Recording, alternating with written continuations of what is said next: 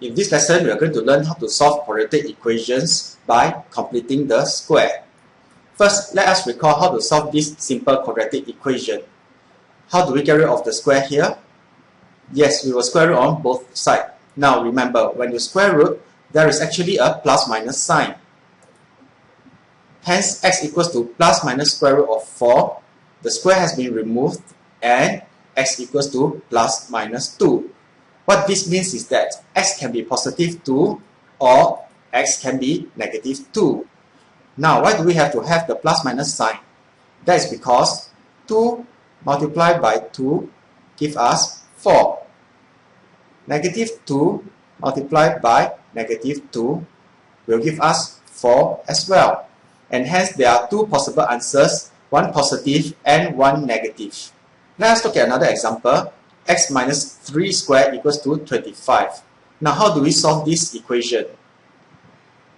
Please do not expand and simplify because that will take up a lot of precious time. Instead, we can simply, square root on both sides. And hence we will have x minus 3 on the left hand side and plus minus square root 25 on the right hand side. Simplifying, we will get x minus 3 equals to plus minus 5. Now, what does this mean again?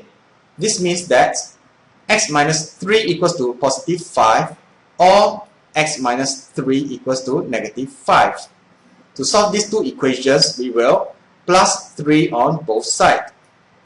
Hence, we will have x equals to 8 or x equals to negative 2. And there are two answers here. Next, we will try to solve x plus 5 squared equals to 49. Remember, do not expand and simplify. Instead, we should, square root on both sides. Do remember the plus minus sign again, and hence x plus 5 equals to plus minus square root of 49. And we have removed the square here. Simplifying, we will have x plus 5 equals to plus minus 7. This means that x plus 5 equals to positive 7 or x plus 5 equals to negative 7. In order to solve these two equations here, we have to subtract 5 on both sides. Finally, x equals to 2 or x equals to negative 12. Now, let us look at one last example here. X minus 6 squared equals to 14. One last reminder, do not expand and simplify. Instead, you should, square root on both sides. Hence, we will have x minus 6 equals to plus minus square root of 14.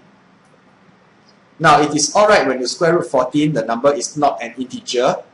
We will just round it off and write x minus 6 equals to plus minus 3.742.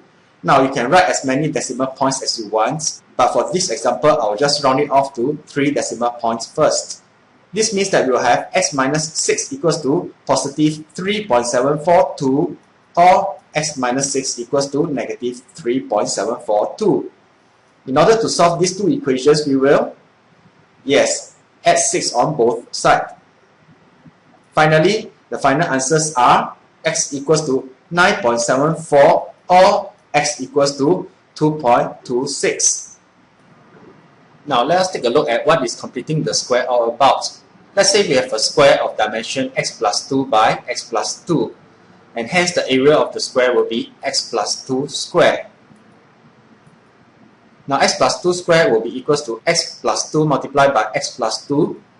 Upon expanding, we have x squared plus 2x plus 2x plus 4. Simplifying the common terms, we have x squared plus 4x plus 4. Now, let's break up the diagram in this way. We have a smaller square here of dimension x plus x. And hence, this part here will be 2 units and this part here will be 2 units. The area of this yellow square here will be x squared. And the area of this green rectangle here will be, 2x. And the area of this green rectangle here will also be 2x. And what is the area of this small square here? We have x squared plus 2x plus 2x. And what is missing? Yes, we are missing a 4. You can also see from the diagram that 2 multiplied by 2 will give us 4. And hence, x plus 2 squared will be the same as x squared plus 4x plus 4.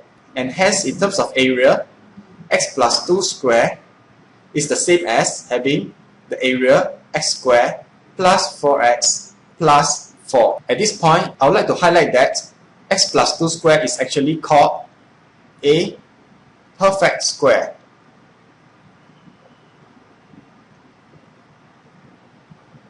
Now, we need to learn how to form a perfect square later so that we can simply solve a quadratic equation by square roots on both sides.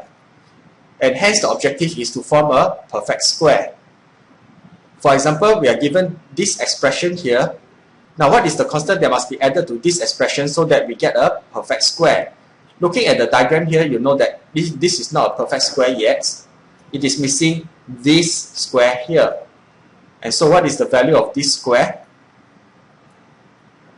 Yes, the value as we saw just now was 4. By adding the 4 here, we will get the perfect square here, as seen by the bigger square. And the perfect square here will be the x plus 2 square. So what we are trying to do here is, from an expression like this just now, how do we get a perfect square? By adding the constants. Now, in general, what this means is, given an expression x squared plus bx, we will need to add a constant term so that we can get a perfect square. Diagrammatically, it means this. We have a square here by the dimension x plus b over 2. The area of this yellow square here will be x squared. The area of this rectangle here will be b over 2x, and the area of the rectangle here will also be b over 2x. And hence, this part will give us x squared plus bx, which is the same as this. In other words, what is the area of this red square here such that we can form a perfect square?